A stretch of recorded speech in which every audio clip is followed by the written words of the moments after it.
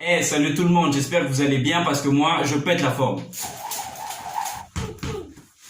Alors, bienvenue dans ce nouvel épisode de Plus Ultra Book. Je suis Genichi Manzila, le Hokage. Et aujourd'hui, nous allons parler d'un sujet très intéressant qui vient compléter ma précédente vidéo qui parlait de 5 petits conseils pour commencer à lire ou pour recommencer pour ceux qui le faisaient déjà. Il m'a été demandé en privé par certaines personnes de recommander certains livres pour commencer avec la lecture ou pour reprendre si vous avez déjà commencé. Aujourd'hui, nous allons parler de 10 livres que j'ai moi-même sélectionnés et que je vous recommande de lire si vous voulez commencer avec la lecture ou si vous voulez recommencer. Dans ces 10 livres sélectionnés, il y a des catégories. Il y a la catégorie des romans, il y a la catégorie des essais, des nouvelles, des développements personnels et il y a la catégorie des autobiographies. Pour chaque livre, nous avons 45 secondes. Parti dans 5, 4, 3, 2, 1.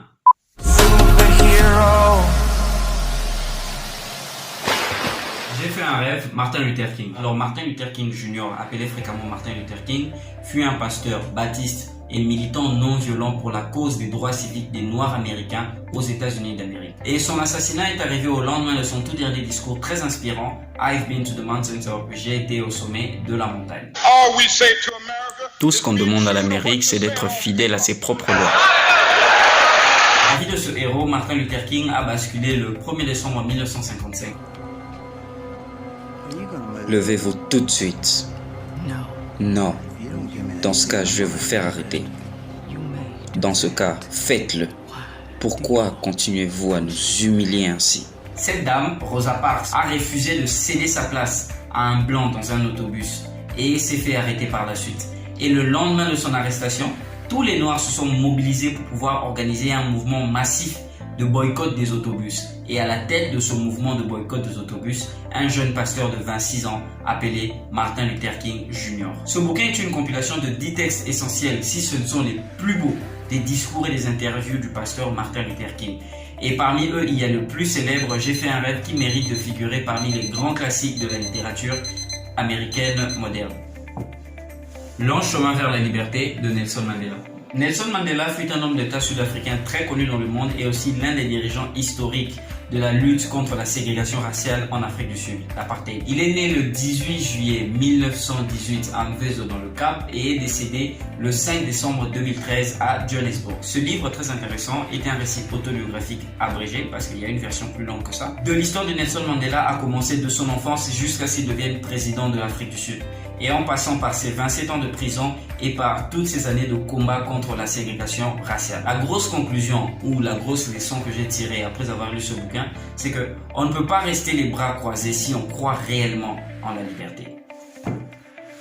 Le jeu de la vie de Florence Scovel Shinn. Florence Scovel Shinn était une artiste et illustratrice américaine. Et elle s'est beaucoup intéressée pour la suite de sa carrière à la nouvelle pensée d'un point de vue très spirituel. Le jeu de la vie et comment le jouer a été publié en 1925. Dans ce joli petit bouquin rouge, il y a beaucoup de principes liés à la spiritualité tels que la loi de l'attraction, la loi du pardon, la loi du libre-échange, etc.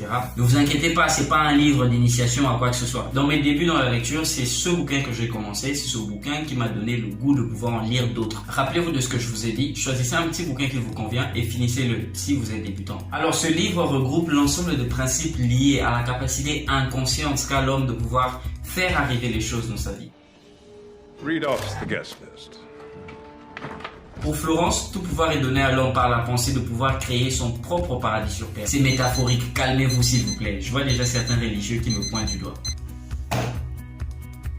Père riche, père pauvre de Robert Kiyosaki. Je ne l'ai pas avec moi, je l'avais prêté à quelqu'un. Ça vous coûte quoi de rendre les bouquins qu'on vous prête? Alors celui-ci est le plus populaire des 10 bouquins que j'ai choisis. Et son auteur aussi, on le connaît tous, Robert Kiyosaki, qui est aussi l'auteur du livre intitulé Faites plus avec votre argent, coécrit avec Donald Trump. Kiyosaki est un entrepreneur américain spécialisé dans le développement personnel. Il défend le concept d'éducation financière qui inclut l'entrepreneuriat, la formation commerciale et la maîtrise des investissements. Ce livre est presque une autobiographie parce que Kiyosaki utilise sa propre histoire pour pouvoir transmettre son message. Il explique comment l'investissement, l'immobilier, la création et l'acquisition des entreprises peuvent emmener à l'indépendance financière. Dans ce livre, il aborde des sujets tels que la différence entre un passif et un actif, l'importance de l'entrepreneuriat et de l'investissement, ce que les riches disent à leurs enfants et ce que les pauvres disent à leurs enfants, et aussi la valeur de l'éducation financière et de l'intelligence financière. Et Kiyosaki, dans son livre aussi, condamne l'école qui ne nous apprend rien sur l'argent. Bref, il clash l'école, quoi.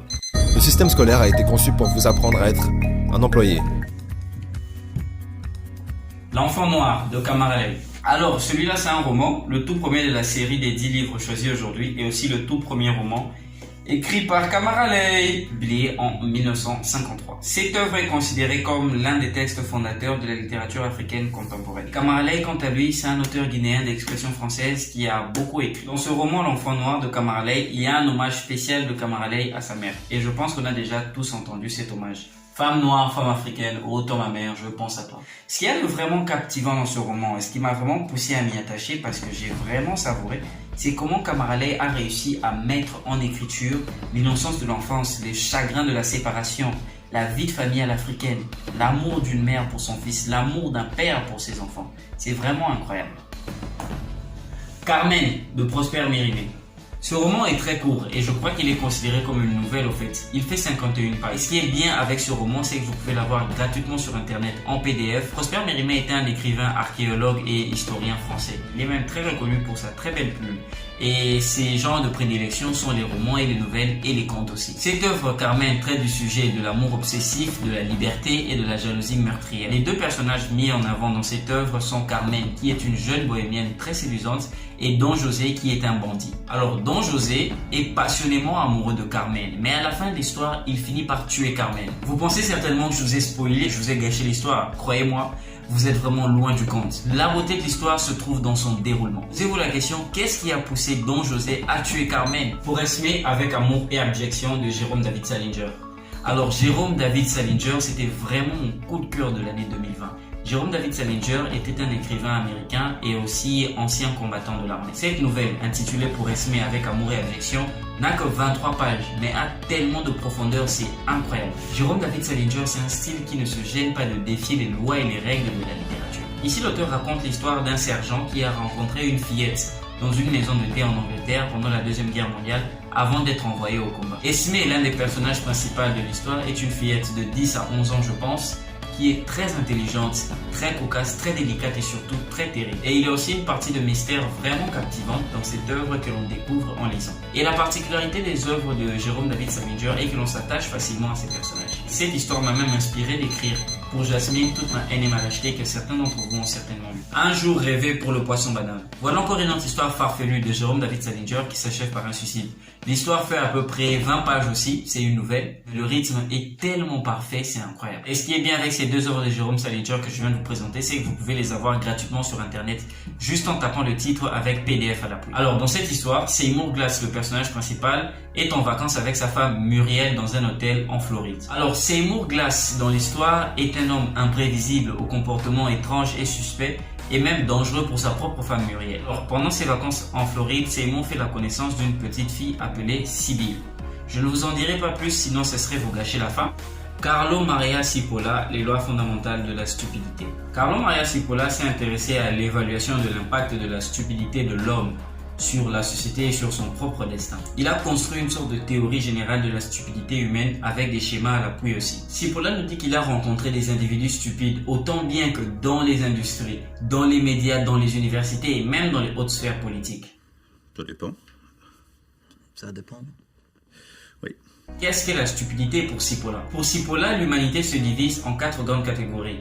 Les crétins, les hommes intelligents, les bandits et les stupides. Selon Cipolla, le crétin est celui qui pose des actions qui entraînent beaucoup de pertes pour lui-même, mais beaucoup de gains pour les autres. Et il définit le bandit comme celui qui pose des actions qui entraînent beaucoup de gains pour lui-même et beaucoup de pertes pour les autres. L'homme intelligent, c'est celui qui pose des actions qui entraînent beaucoup de gains pour lui et pour l'autre. Et maintenant, le stupide, c'est celui qui pose des actions qui entraînent beaucoup de pertes pour lui et pour les autres. Et il y a aussi énormément d'humour dans ce livre. Rôle en équipe de Meredith Belbin, le tout dernier livre. Alors dans ce livre, les responsables en ressources humaines et les managers trouveront beaucoup de pistes qui leur permettront de pouvoir booster les compétences de leur équipe. Meredith Belbin a mené une étude sur les rôles en équipe et leur impact sur la performance de l'équipe. Pour lui, les comportements qui contribuent à la réussite et au succès d'une équipe sont les suivants. Le propulseur, c'est celui qui fonce, qui veut avancer. Le concepteur, c'est celui qui est créatif, imaginatif. Le priseur, c'est celui qui est stratégique et modéré. L'expert, c'est celui qui est autonome et concentré. Il sait ce qu'il fait, il a une science précise. L'organisateur est celui qui, dans l'équipe, est discipliné et fiable. Le perfectionneur, lui, il est consciencieux de son travail. Fait attention aux finitions. Le coordinateur, lui, c'est une personne qui a beaucoup de maturité et beaucoup de confiance et aussi beaucoup de diplomatie. Le promoteur, c'est celui qui apporte beaucoup d'enthousiasme à l'équipe et qui pousse toujours l'équipe à vouloir continuer. Le soutien, c'est celui qui comprend tout le monde, celui qui est coopératif, celui qui intervient dans la cohésion de tous les autres membres dans l'équipe. Voilà, c'est déjà fini pour cet épisode et j'espère que ça t'a beaucoup plu et que parmi tous ces 10 livres que j'ai recommandés, tu en as sélectionné un ou deux que tu vas commencer à lire. Et je vous dis à la prochaine pour le prochain épisode. Bye bye.